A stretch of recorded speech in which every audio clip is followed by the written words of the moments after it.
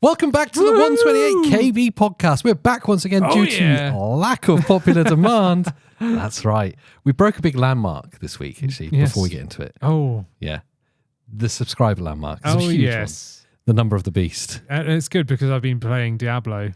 Maybe that's why. Well, I've been wanting to play Diablo. You've been hoping to play Diablo. And what's going to happen, as we've discussed before, is you'll play Diablo maybe 10 hours. It'll go back on the shelf. Yep. Never to be finished. No, it's not that. No. Sure? Yeah. We played it the other night, but only for about half an hour. Which is definitely enough time. I know. Yeah, it's crazy.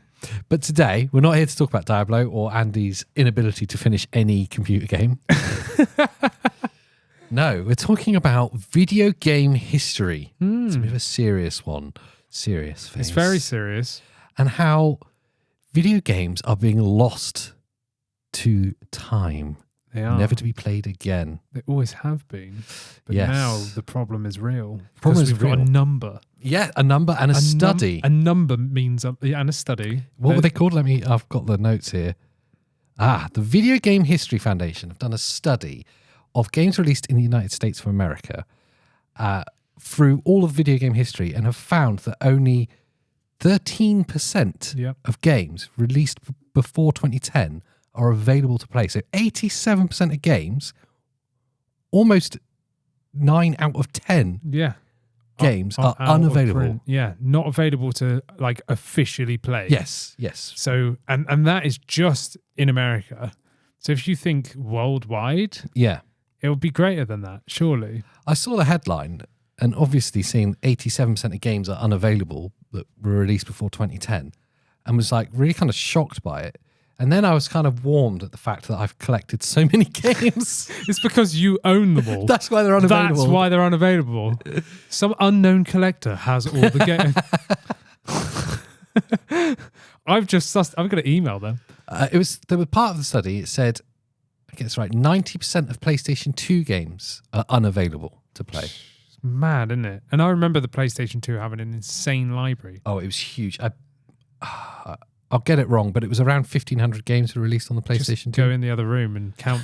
AJ has the biggest PlayStation 2 collection I've ever seen in person. It's only about 500 games. It takes up about half the room. Yeah.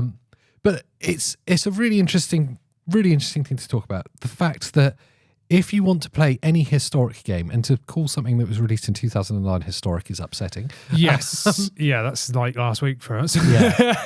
But to access any historic games, their point was you either need to own and maintain aging hardware, or you need to access it through the gatekeepers of high-tech nerdery, ROMs. Yeah, piracy. Basically, piracy, So you're either fighting collectors for working order consoles, and then the games, which, as we know, collecting old games, can get very, very expensive. Yeah, absolutely. And then on the flip side, like you've just said, we've got piracy, which obviously doesn't sit right for some people. Mm-hmm. The other side is, well, there's no other way of doing it, especially if you can't afford to spend a lot of money on old hardware. Yeah.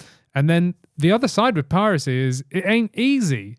Like, you know, you've got to have a level of competence with software and... Oh, not just a level of competence. You've got to be really nerdy to do it. Let's be honest. Yeah. And you've got to have a lot of time. Yes. Especially when you're starting out. You've got to learn a lot. It's not as easy as going, download game, play. It's you recently not like had that. A handheld emulator. The Anbernic. That's it, the Anbernic. Really great little bit of hardware. Amazing. And you can install ROMs on there. Yep. I okayed it coming for a video of some kind. I was like, that sounds cool. Thinking it'd be really easy. And then I handed it to Andy. I was like, I've got no idea what to do with I this. remember AJ was like, I've got this. And I was like, oh, sick. He was like, yeah, you can deal with that. There you go. And then I realized that I had to reformat it. Yeah. Because, you know. How long did it take you to get any ROMs working? Hours and hours and hours. It took me days of tinkering. I believe at the time you said up for about 40 hours in total. Probably, yeah. Over the Christmas and New Year period, I spent collectively, I would say, about 40 hours. Mainly because I think there was a software issue on the device. Potentially. But there was a lot of time. That goes into this discussion that in order just to access some of these classic games that you want to play or preserve, you had to go through a huge amount of work, and that was to do it illegally. Yeah, that was to pirate it. Yeah, exactly. Yeah. I mean, not that I pirated any games because, I've got a huge collection of if you were games, to do it. So, yes. I clearly ripped all the ROMs off the cartridges and discs myself. Yes. Because they're in my own collection. Yes. 100% didn't do that. And whilst we're on this topic, if you're wondering what's on my T-shirt, yes, it is a Metroid wearing a top hat. And you've got a problem with that? So if you've been wondering, and those listening that are imagining what I'm wearing right wonder now, what Andy's wearing. Yeah. Then now you know. Yes. I'm wearing a purple T-shirt with a Metroid that has a top hat. The Metroid's actually a really good example of it. Yeah. The Video Game History Foundation, who did this study, made some really interesting points with it. Firstly, they were comparing historic video games to silent movies. Yes. And how so few of them are available. Yeah. But even with silent movies, the ones that have been digitized and preserved, you can go to any library or archive center and take them away and watch them, or even online you can. Yeah. But because of the copyright laws as they stand, you can't do that with video games. No. Even some old thing that was on your Atari, you can't go to a website and legally let's play this or let's download this ROM. And nope. You'd have to physically go to said library or archive and play it behind closed doors it in the facility. And they would have to do it on their hardware. Yes, it's not a redigitized version. No, you'd have to plug in the old console.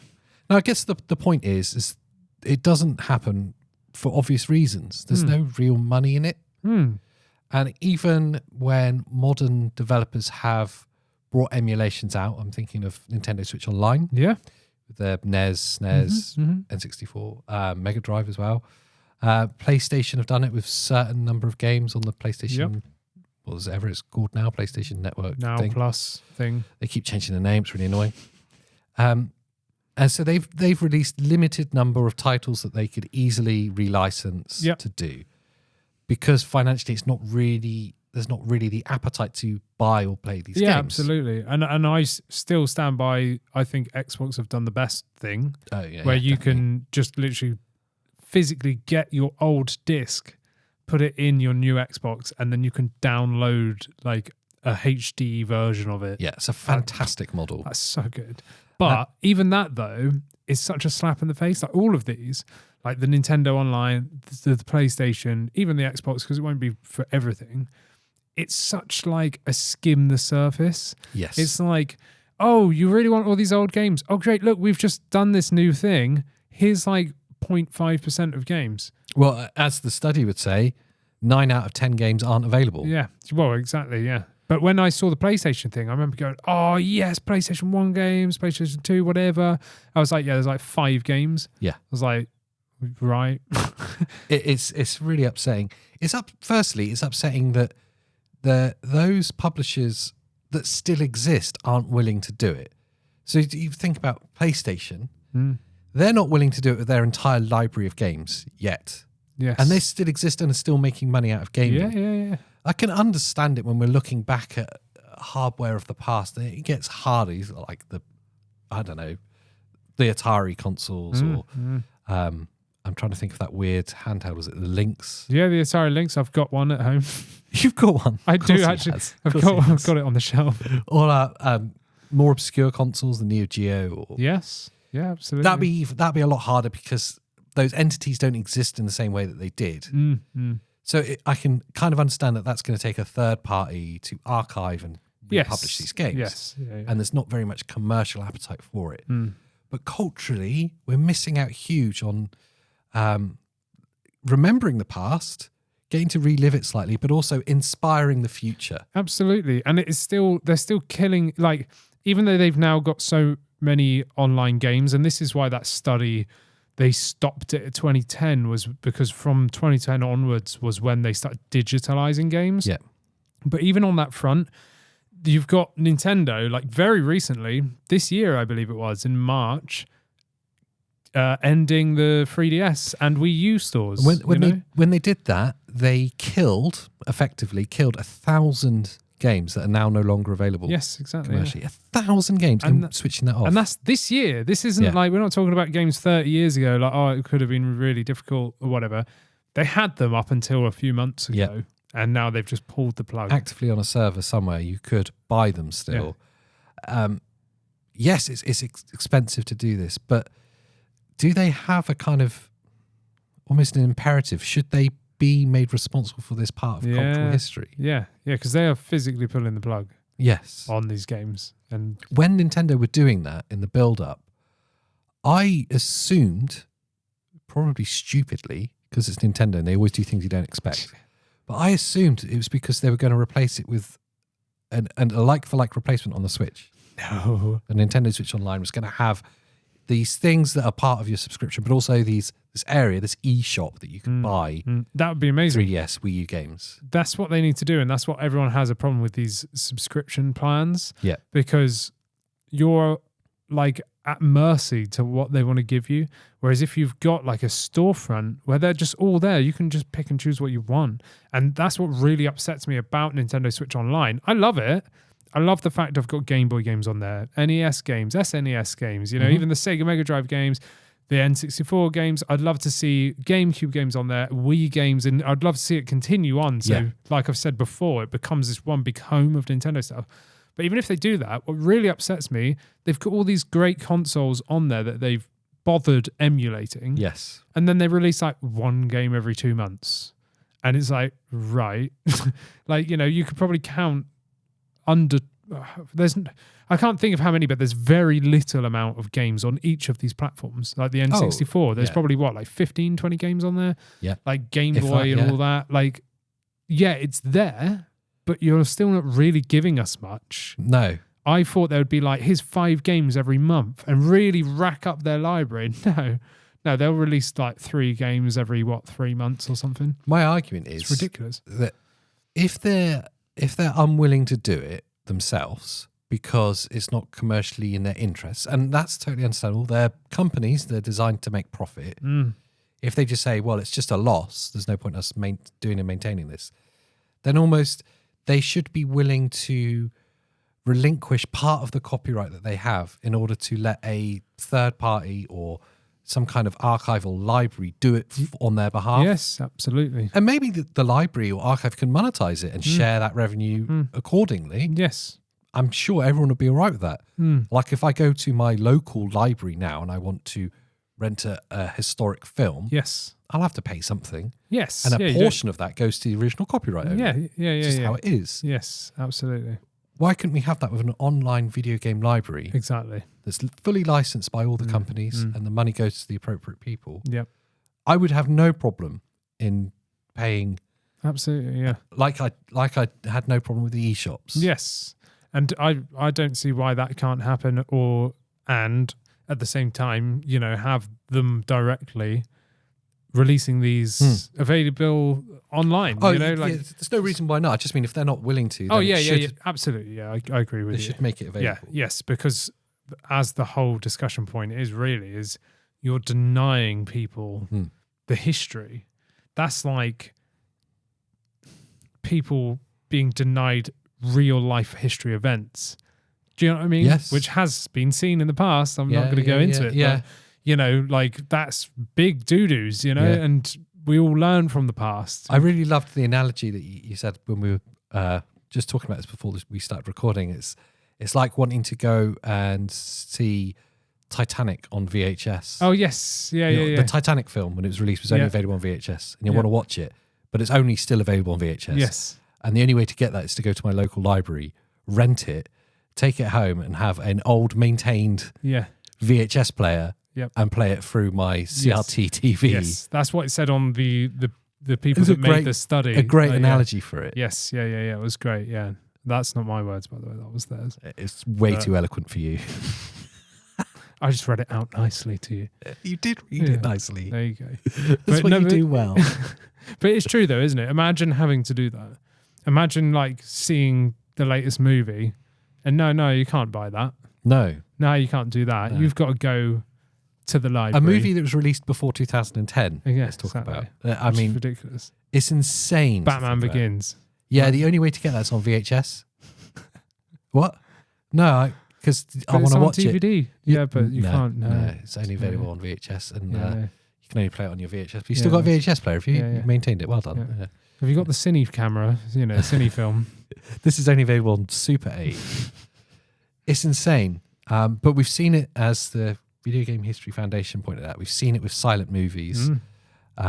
Most of them are lost to history now. Absolutely. I went through their Twitter page, and it's really interesting. They share whenever they found something to preserve. Oh, really? Yeah. They're talking. There's instances where someone in their community has pulled 100 tapes out of a dump that've got like behind the scenes footage from video game development or the cutscenes that were recorded and stuff, and they're redigitizing them. So the longer it takes for us to act on this, the harder it's going to be to preserve these things. So now, if that's happening with games that were released before 2010, let's think about some of the games that were released in the 1970s. Yeah. How are we going to find those? You just don't, do you? You just don't. Because it's very likely that they're lost in time. They're either in a dump somewhere already corroded to beyond repair, or they're sat in someone's loft or sat in someone's storage locker. Now that preservation part of our culture is dependent on individual collectors preserving it, Yeah, and actually finding it in the first place, which is like a needle in the haystack. Yeah. Because you might not ever know who has it or where it's at. The counter to this is always, don't moan about it, just get the ROM. Yes. Yeah. But obviously, as we've said before, it's not just a massive technical hurdle to play a ROM or to experience it. It's also just plain illegal. Yes. Yeah. Make no bones about it. No. It's a grey area in some respects, but 99% of the time it's illegal. Yeah, I mean, it is actually illegal unless you already own the copy of the game yourself, in which case you have the license to then pull the ROM. Yeah, but not download it. No.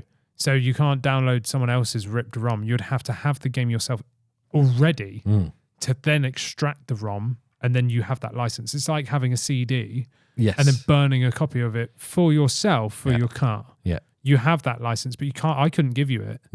I couldn't sell it.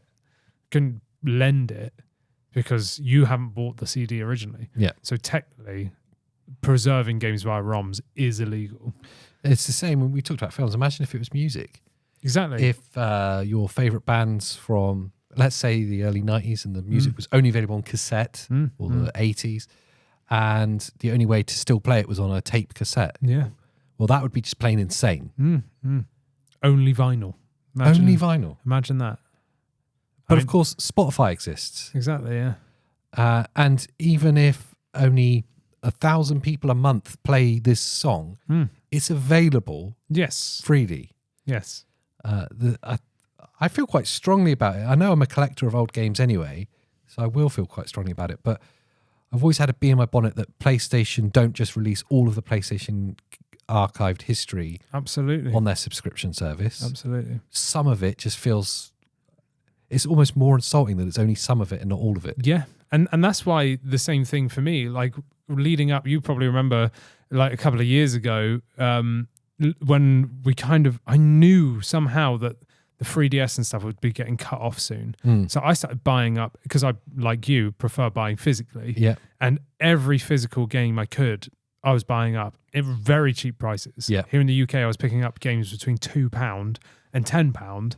And then all of a sudden, as I was on my scramble to buy these games, then they announced, we're going to end it in 2023 or whenever it was.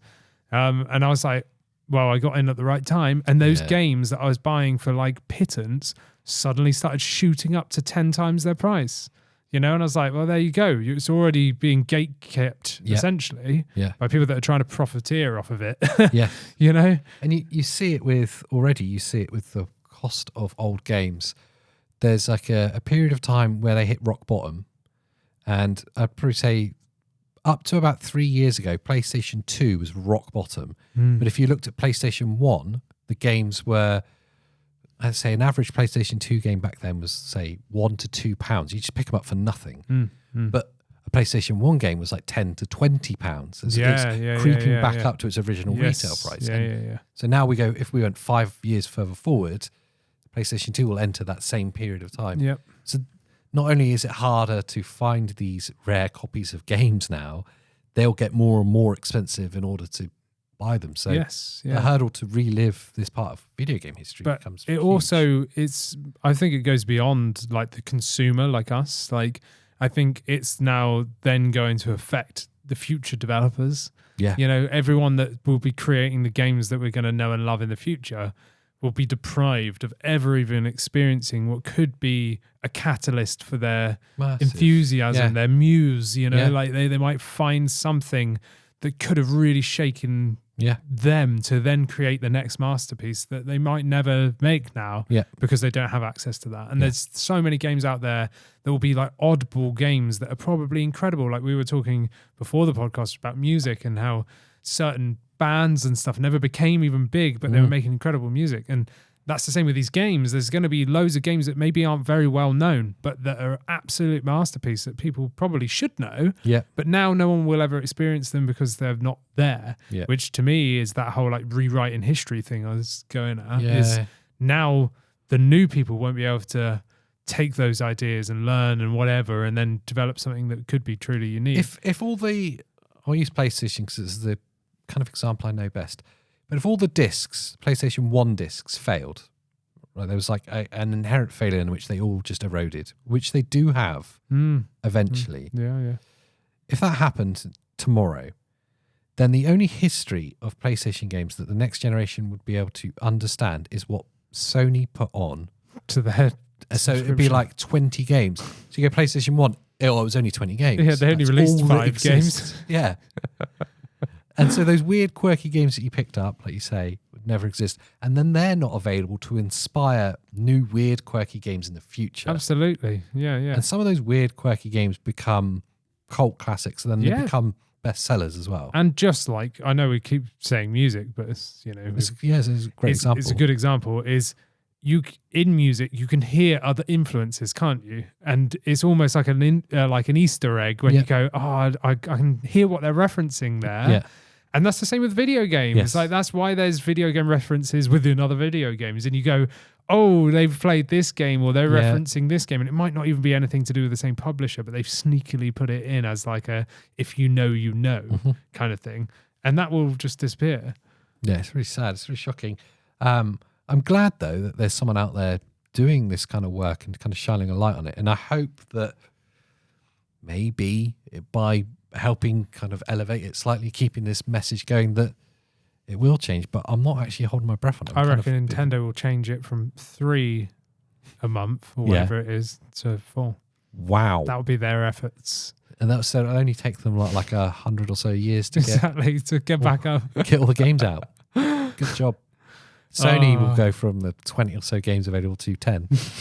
They'll reduce it even more. They'll reduce it. But they will release some new headphones. Yes. Lossless wireless. Oh, great. A PS5 Slim's coming out. Yeah, that'll be it. But no, it is sad. And I hope, like you said, that bringing this to light causes some sort of action to be made. I did read on, I think it was on their website, that some new bill of action in America was set to be talked about next year. Yeah, they are lobbying to change the copyright laws, which are due to be reviewed in 2024. So if that happens...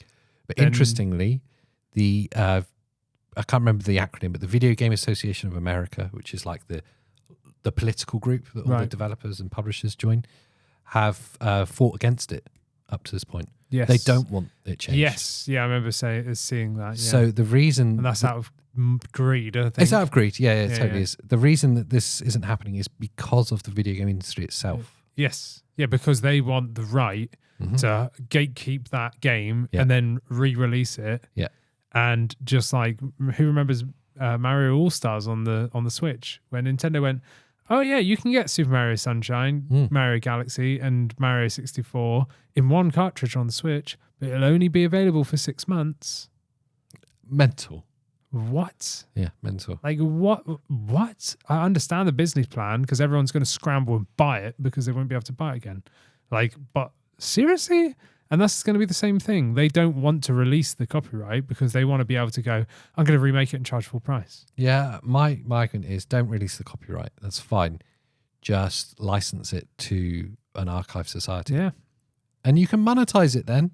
It may be next to nothing in the grand scheme of things, but it'll be more than you're getting now by not doing it. Yeah, because people are just ripping them illegally. Yeah. And as much as everyone's, like we've said, just going to say, well, just play them illegally. It's like, yes, but again, that is such a niche, like small percentage of people that are doing that. Only like it's being gatekept, you know, whether it's by the people that have the knowledge to do that or by the retro collection committee. There is a couple of pieces of hardware that are pushing against it, isn't it? You see some retro hardware that's actually licensed. I'm thinking about the Evercade. That's a good one. I was thinking of that other amazing one that do you remember? What's it called? You're testing me now because I don't even know what you're talking about. Was it the Amico? Oh my god! You remember the yes. Where the that guy, I can't remember what he's called or what he made. Oh, was making that amazing new console that was going to be that was re-releasing the games from the 70s. Yeah, and then it's just everyone hated it for some reason. Everyone hated him for some reason. I can't remember. I think it was the Amico. I'm pretty sure it was called the Amico, and then it just nothing happened. We slammed it. We did in a really early podcast. In a podcast a long time ago that will be hit on this channel somewhere. Probably, yeah. On the old format. And there was loads of people like congratulating us for slamming it. And then there was this weird, and I'm sure it was like him and his team. It was him. Like how have you even found this? It's like a brand new channel. Like you're just Google searching. You've just got like Google alerts every time the word's mentioned. Yeah, it was the Amico. I remember now. Yeah. Do you remember what the company was called? It was like quite a famous name. Yeah, well, it was. And it went, it disappeared into thin air. Keep talking. It was meant to be released, I think, either last year or the beginning of this year. And then they ended up, I think, pulling out of it because I think all the developers pulled out or something. I've got it. Yeah? The Intellivision Amico. The Intellivision Amico. That's it. Slated to be released in October 2020, but repeated delays followed, leaving the console without a release date. That's it. Because I think we started talking about it. And it had that weird ass like handheld controller thing that looked like an iPod. Yes, it looked like an iPod / baby monitor. And the game console looked like a foot spa. Yes, it did.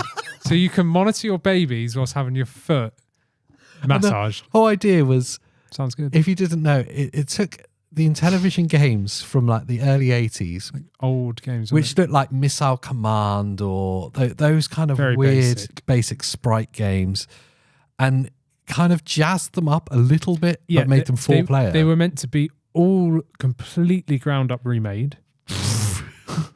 They just redid the graphics. Yeah, but with like 4-player, and you had to buy these weird baby monitor things. Yeah, it was just odd, and I think it's been canned now. It's never been released. Yeah, I think it's got canned.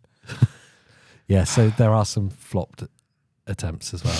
But remaking, it's pointless. Just release the old stuff. Just release the old stuff. Just rip the ROM off of it. Make it accessible. We've proven that emulators are pretty stable by now. They are complicated. Yeah. Make them user friendly. Yep. Make them licensable. Yep. Charge a small fee. Yeah. And everything's there to play. I can think of a few really classic Atari games that I would love to play from my like really early childhood. Yeah. Now I'm showing my age. I mean, most of the old stuff, like really old stuff, I am pretty cool with because I've got stuff I can play on it, like mainly the Evercade. Yeah. Like, I love that thing. That is amazing. So, thank you. I've got the console version. Yes. I've never. I was going to get to that. I was going to be like, well, you've got the console version. I do. Yeah. It's still wrapped up. But that thing is incredible. And I've got like whole collections of games on that. Yeah. Not everything, obviously, but that is brilliant. I can play it on the go, plug it into the TV. But other stuff, again, like GameCube and all that kind of stuff, I've got these really expensive consoles there, which, I could potentially not have if I had better means to play them. And to be honest, it's difficult to play even original hardware nowadays. Really hard, yeah. Again, even like the GameCube, I had to buy a Carby adapter to change it to an HDMI out. Yep. And even then, you needed a specific model of GameCube to have the digital output. Otherwise, you couldn't even use it. And then you're using cables, and it's like, oh, it's such a faff. And then even with that, being in Europe, being in the UK, the Kaby adapter messes up with the frequency of the cutscenes because they're not at the right refresh rate, essentially. So none of the cutscenes will play. So you can play the game. Yeah, it just goes black. And you can't hear anything. You just got to wait for the cutscene to end. It's mental. It's frustrating. But anyway, there we go. Yeah, I was just going to say, what do you guys think about this? It's a really interesting news piece. If have a look for it, read what they've said. Yeah. But are we barking up the wrong tree here? Or are you with us that video game history should be preserved and available to everyone officially? Yeah. I think everyone would agree. I was just about to say, I don't see what the benefit would be not to agree with that. What standpoint, unless you're like the head investor of Nintendo or someone like that, then fair enough because you want to make more money. But but just average person, there's no benefit for it not to be made available. No. There's a lot of fun to be had there still on those exactly, games, yeah. If you're willing to go. Even if you just play them for 5 minutes and appreciate someone's work that they did and experience some history, Yeah, and there obviously is some appetite because Nintendo Switch Online wouldn't have done it otherwise. Yeah, and the same with PlayStation. Yeah, there obviously is some appetite. Absolutely. Otherwise, they just wouldn't bother at all. Yeah. They would just say, no, that's been and gone by. Yeah. Anyway, if you've got to the deep end with us, it would mean a lot to us. In fact, it would mean the world to us if you could rate this podcast wherever it is you take it. We are once again charting in Kazakhstan. So to all our Kazakh brothers and sisters... Yeah. I don't know any Kazakh. No, but I like the wave that you're giving in case people were listening. Oh, so you said, for anyone listening... Wave. Silence. I'll put some auto captions in. AJ Waves. But no, thank you to everyone that makes that happen. Yes. It's great news. And if you're on YouTube, you know what to do. The buttons are below, and that really does massively help us out. And drop us a little comment. Say hi. I'm sure I'll ignore you in good time. So until the next time, we'll see you next time. Bye.